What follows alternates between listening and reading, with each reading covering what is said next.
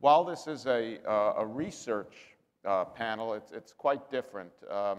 As some of you, the buyers in the audience, I think received a copy of the book, my book, Hooked Up, A New Generation Surprising Take on Sex, Politics, and Saving the World. It's also a new generation surprising take on marketing, advertising, and media. There's a generation, we look at millennials as a single cohort, but yet millennials are traditionally described as having been born 1980 to 2005, a 25-year span, yet right in the middle in 1993 came Mosaic, the first internet browser, and that radically changed the nature of communication, the nature of marketing, and it changed the nature of the millennial generation. There's a wide gap between the pre and the post internet people, and right in the middle, born 91 to 95, according to the research I did, is this incredibly unique generation that bridges the gap. They're our first prism into the future of internet natives and how they think, how they act, how they consume media marketing. But they also have the sensibilities and sensitivities of the traditional millennial generation, who many of us refer to as the me generation, the Y generation, whatever. And by understanding this bridge generation, we have a view to the future. And this generation, 91 to 95, the first group graduated college last year. We've got 4 more years of college graduation. They're entering the workforce. They're becoming more and more important as consumers. And we have a unique group of companies and representatives of those companies who are really looking at the world through a different prism on behalf of marketers, advertising, and media companies. Mike Henry, who's founder and president of Outrigger Media, which has Open Slate, which he'll tell you about. Brad Gray. Brad Gray is founder, co-founder of Keller, which is the leader in understanding trends through word of mouth and conversational marketing and social media. And Marc Vermut from MarketShare, a Los Angeles-based company that's the leader in predictive marketing mix analytics. And what I'd like to do is ask each of you to just take the first, take 90 seconds, and just so the audience understands kind of the perspective you're coming from, explain and describe your company. Mike, can you describe Open Slate? Sure. Mike Henry, I'm the CEO of Outrigger Media. And among other things, Outrigger developed and manages a platform called Open Slate. And Open Slate's primary purpose is to help advertisers measure and value online video content.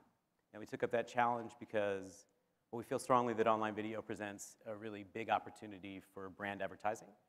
And by native digital video, which is our focus, we tend to think about, not TV on the web. I think Adam made a great point yesterday about TV on the web looking a lot like TV on TV. And then there's native digital video, which for us means everything that leaves off of there and stops it at viral video, if you will. And we think that presents a really big opportunity for brand advertisers. And so 2 years ago, we set out to solve a very specific problem, which is understanding quality in that space. And we did it by focusing on metrics that advertisers associate with quality or premium, things like engagement and consistency and influence and momentum. And we use them as the foundation for a quality metric that we call the Slate score. And so today we're measuring and scoring more than 50,000 channels. We started on YouTube because we think there's a huge opportunity there. It's also a great source of data for us. We supplement data from YouTube with data from social media networks to come up with the very consistent quality metrics that we present to advertisers, to planning agencies, to trading desks, to producers, to YouTube, MCNs, and networks and others in the space as a way to help shape and drive their business. How many videos, YouTube videos, are you measuring? Every day we measure and process about 25 million videos and all the metrics associated with those videos. And each of those are given a score? Each of the videos roll up to scores that are on the channel level. Right, cool. And that's available through a dashboard? It's available on openslatestudios.com for subscribers, yeah. Great.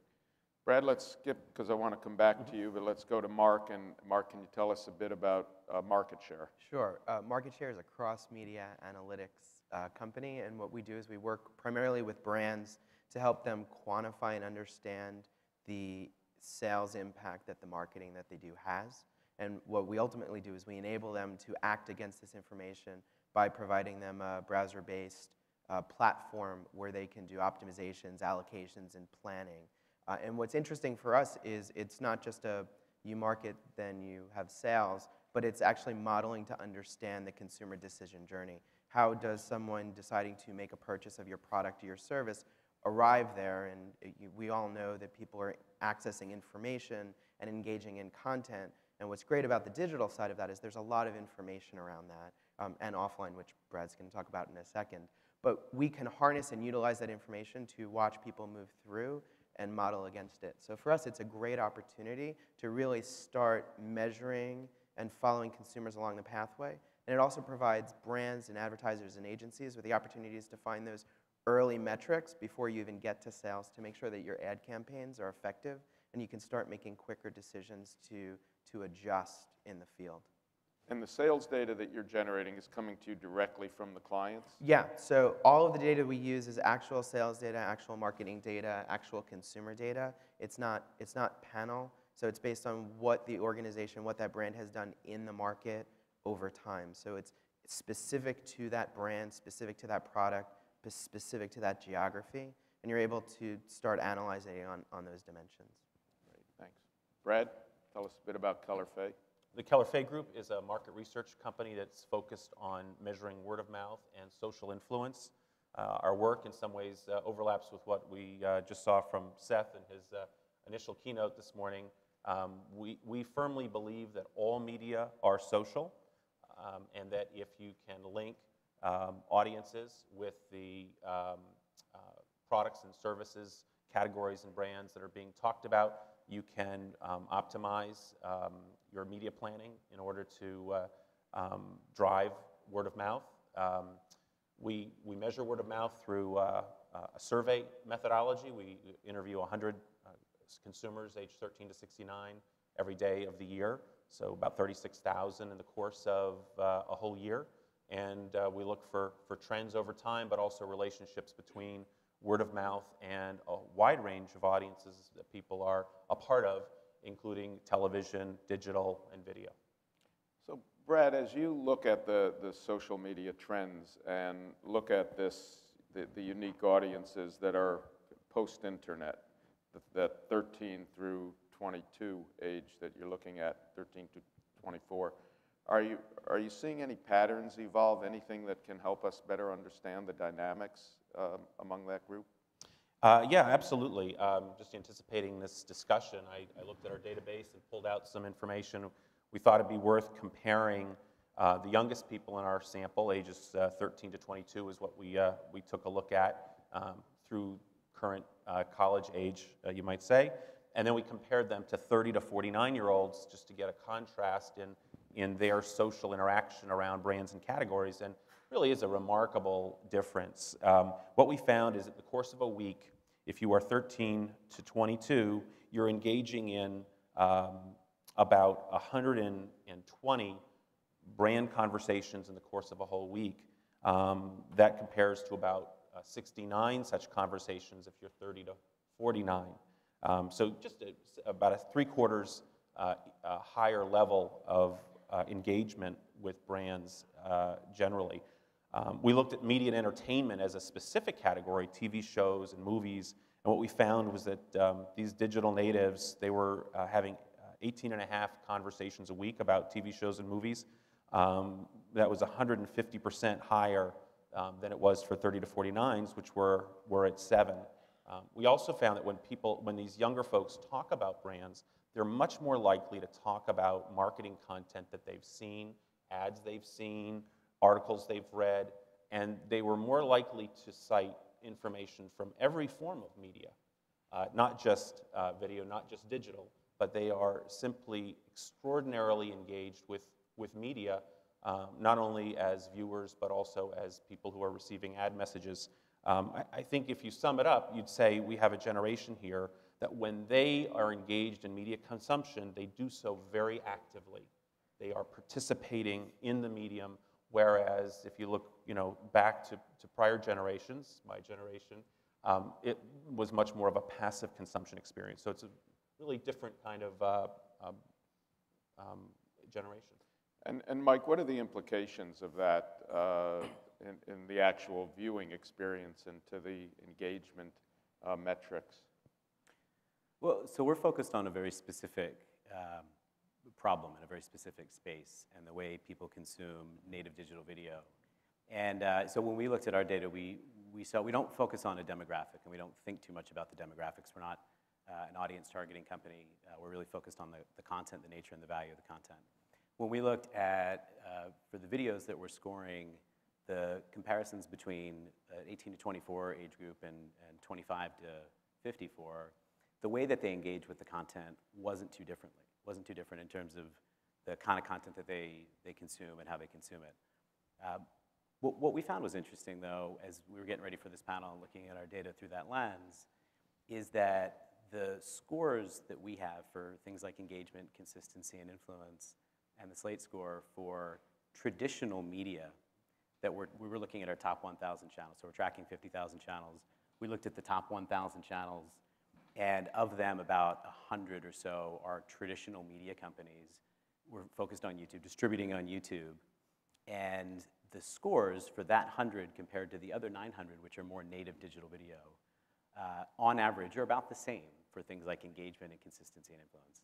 And you might think that's not terribly interesting because, as I told you last night, that we didn't find that there was a huge difference for the demographics that we're tracking or for the types of content.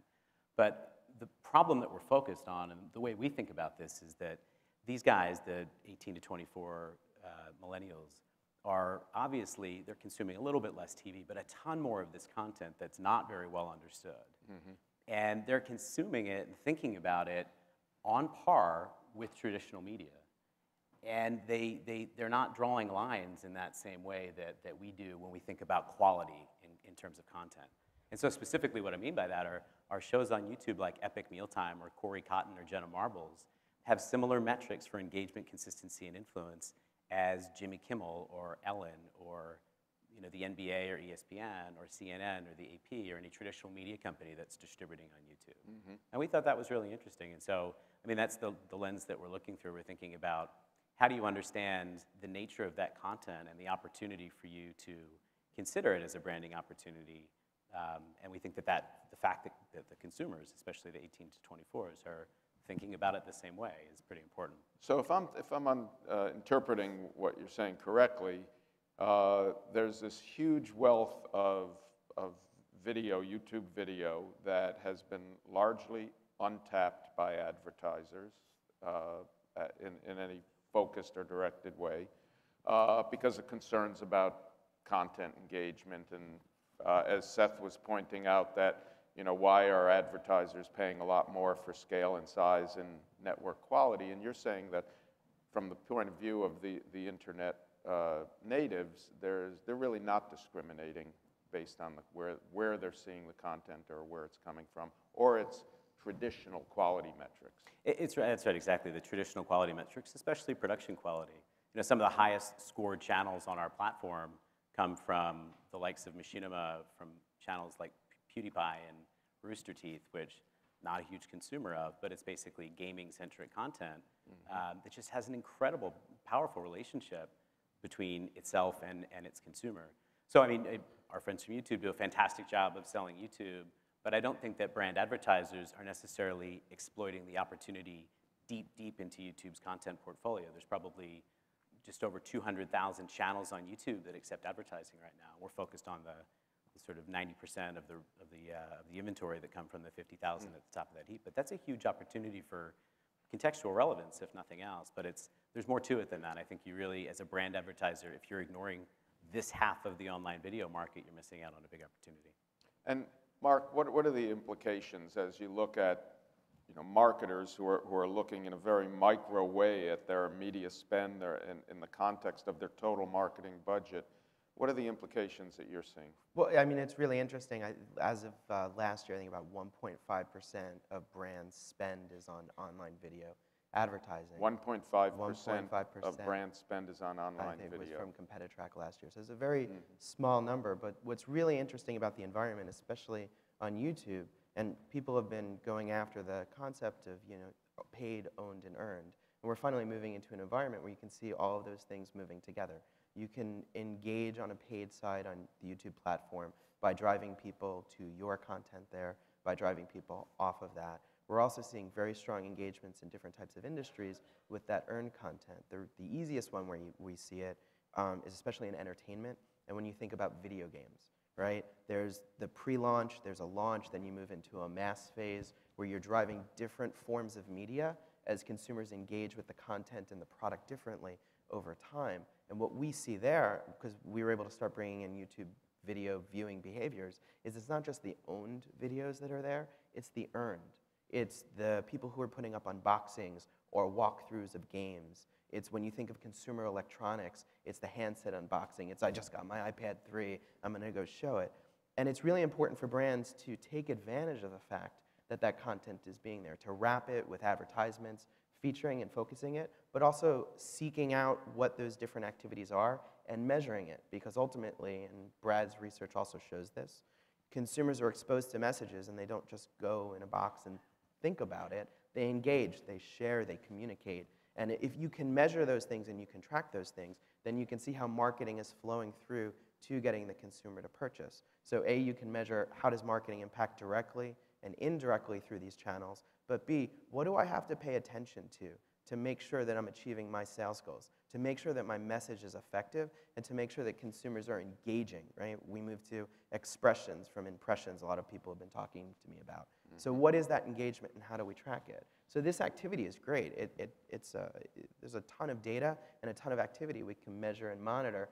The really big thing that we focus on doing is picking the key metrics, right? There are 500, 1,000 different metrics you can look at across different media. It'll overwhelm you. So by analyzing this activity and this data, what are the top 5 that I need to pay attention to, that I need to put in front of my CMO to show them that we're being effective and that I think we're going to get a return on the investment, because that's how we get more dollars then to advertise more, to drive more sales. It's a virtuous cycle. So Marc, you as well as Brad and Mike are out talking to clients fairly often. Yeah. What are you hearing back? What kind of feedback are you getting in terms of, as it relates to online video, what their issues are, what they're looking at? Marc, let me start with you, and Mike and Brad just jump in, please. But in the bigger picture, Yeah. what are you hearing from marketers in terms of what their concerns are, what their issues are, and what they're asking you for? Well, I think the biggest concern is equivalence of return. How does online video advertising compare to TV advertising? And you have the CPM question of, am I paying too much or too little? And am I getting a better return for less spend? And we're in really early days. It's still experimental. It's still a small portion of a budget spend. And I know you can talk to what type of content people repurpose to put online. They just want to know, are they getting a return, and can you measure it to start with? That's the first step. And we're finally getting to the point from the analytics that we do where there's enough history and activity where we can start to measure it. And we are measuring an impact. That's it. The number one question we get is, I'm putting money at this. Can you measure it even?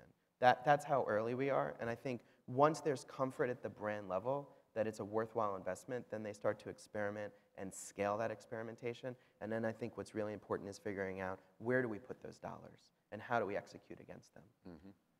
We focus a lot on, primarily on the media opportunity associated with this kind of content, the largest and fastest growing online video content in native digital video.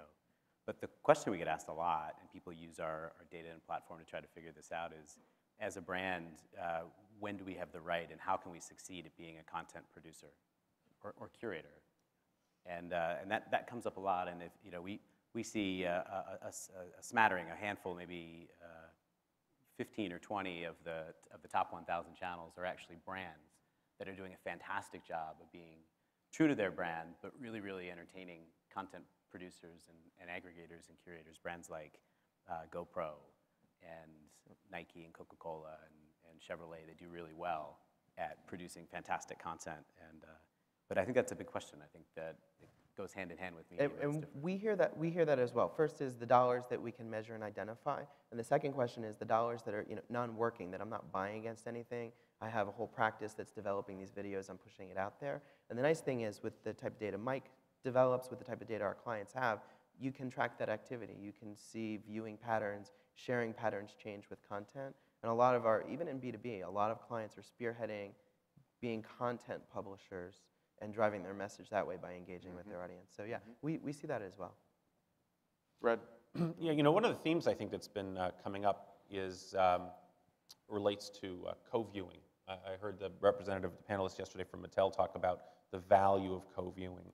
And I think for a very long time, one of the great sort of untapped values of the large screen television experience in the living room was the fact that it was a lot of co-viewing going on.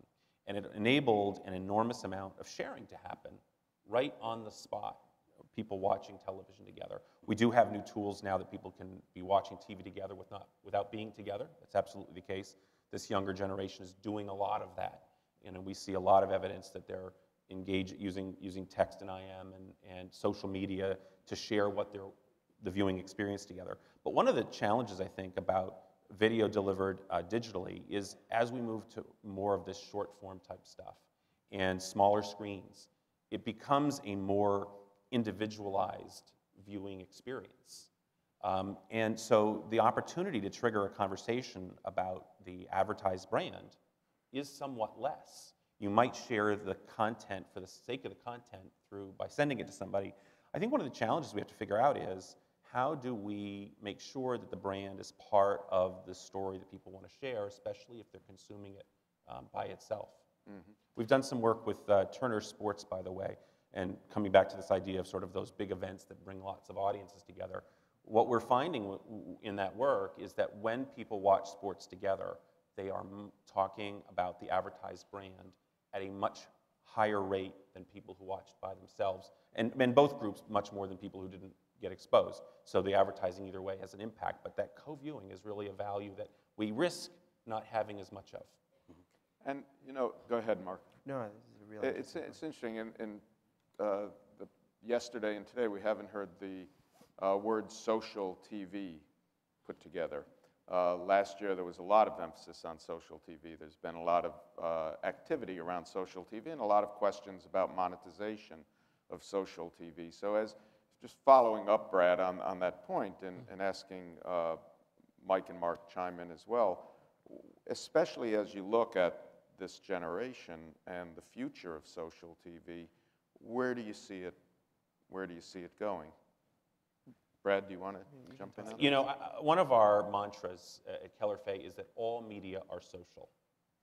And when I look at the digital native data that we've compared, when they talk about brands, they are more likely than their older peers to talk about print ads and print articles as part of that conversation. You think print is dead. Well, actually, these very socially engaged people are using stuff they get from every form of media content, and it triggers a conversation. So I think social TV has made a lot of sense. It is the right concept, but actually I think it's even bigger than that. All media really should be thought of as social, starting social engagement that leads to sharing, and as Seth talked about in his keynote, really that social influence, what people around you like and what they're doing, we want to help bring attention to that. And I think with what we do, those two things intersect. It's the fact that this generation is engaging in more ways that are measurable, trackable, and analyzable. But more so, we actually did a study with Keller using their offline word-of-mouth data, and we used online buzz from a listening platform and some Facebook data as well. And we were able to track through and determine causal relationships between the marketing that brands were doing against the conversations that people were having offline and online, with resulting in both searching more for things, I hear about it, I want to learn more about it, and ultimately to transacting and purchasing. So we've been able to demonstrate and quantify the impact of marketing flowing through that social channel outside of just, I see an impetus, a stimulus, and I want to go purchase something. So for us, it's terrific. A, we've quantified and can track that it works, and B, the more people engage in measurable and data-driven ways, the better for us. It may not be our mantra, but we love data. Do we have questions from the audience? Just raise your hand and we'll bring a mic to you. It's supposed to be an interactive event. We hope I'll ask another question, but please, if you have a question, just raise your hand and Kurt or Catherine will bring a mic to you. So as you look at the trends and as you look at more and more of the population of these internet natives born post-95 coming into the workforce, into the culture, into society, into all aspects of business, can you identify any patterns or any trends that marketers and agencies should be particularly aware of beyond what you've already shared? So for most of the analysis that we're doing, it tends to be less at a specific demographic level and more at a higher consumer level. But the real key takeaway to that question is, because we get that a lot, it's more for marketers to evaluate the data that they're pulling together, because the more granular you can track your data, you can track your outcomes to this segment and to the way that they're engaging with media, you're able to start doing more sophisticated customer segmentation analyses. And so you can start to see who's really driving your business and how you need to market differently to them. So as this generation comes along and they engage and respond to marketing messaging differently than those have come before, and we think that that may be a shift as they start moving through demographics, well, you're able to start reacting to that earlier and building that into your marketing plans and testing against it, which I think is really important. We have a question from Seth. I have a question for Mike. You've got very diverse content that you're measuring. How important is the association of the advertising content with the content that you're measuring? It's one of the things we're focused on now. We're actually, so the front end of our platform takes a look at all of those metrics I talked about, engagement, consistency, and influence. The other side of our platform, we plug into the actual flow of the media. So with YouTube, it's AdX, and out of AdX, we can see a lot of metrics through an RTB and an ad server integration there, things like completion rates. And I think it came up yesterday from the lady from Mattel. She mentioned that completion rates are a really interesting early indicator on how well my campaign is doing, and am I putting it in the right place. And we agree, and we're starting to take completion rates as our first measure of effectiveness and plugging that back into our scores to make the scores correlate a little bit more. Are you looking on the advertising side at the difference between forced views and true views that YouTube's been pushing out with skippable You asked that ads? question a little louder. Oh, I'm sorry. So the question is from the advertising content side, YouTube is moving out with the difference between forced views and true views. I know it's a very big initiative on their side to really deliver a view to a content advisor. Are you seeing differences in effectiveness or engagement with that then? I think the great thing about that we're focused on the YouTube sandbox for starters is that, ironically, because it gets a lot of the broad brush, this is UGC, is it's actually a very clean and well-lit environment. And I wouldn't refer to them as forced views versus true views. I love the true view unit. We're not measuring it discretely yet, but I think that all the views on YouTube are, compared to the broader internet, you come to a page and you're there to watch content and you watch an ad in front of it. So you don't have to worry about ads running in weird places below the fold. Right. You don't have to worry about whether or not it was chosen to be watched. It only starts when somebody gets to the content. So I love the fact that YouTube's a very clean and well-lit environment and a great place to start measuring brand effectiveness. Gentlemen, thank you very much. This is an excellent panel. Marc Vermut, VP Strategy of MarketShare. Marc, your email address. mvermut@marketshare.com, and I follow replies on Twitter as well. And that's mvermut @mvermut. Yes. Brad Fay, COO Keller Fay Group. Brad, your email and Twitter. bfay@kellerfay.com, and check out also our book, The Face-to-Face Book. And your Twitter handle is @KellerFay, KELLERFAY. And Mike Henry, CEO of Outrigger Media and Open Slate @Outrigger Media, and your email is? And at Open Slate as well, and Mike@outriggermedia.com. Mike@outrigger.com. Thank you very much. Thanks, Jack.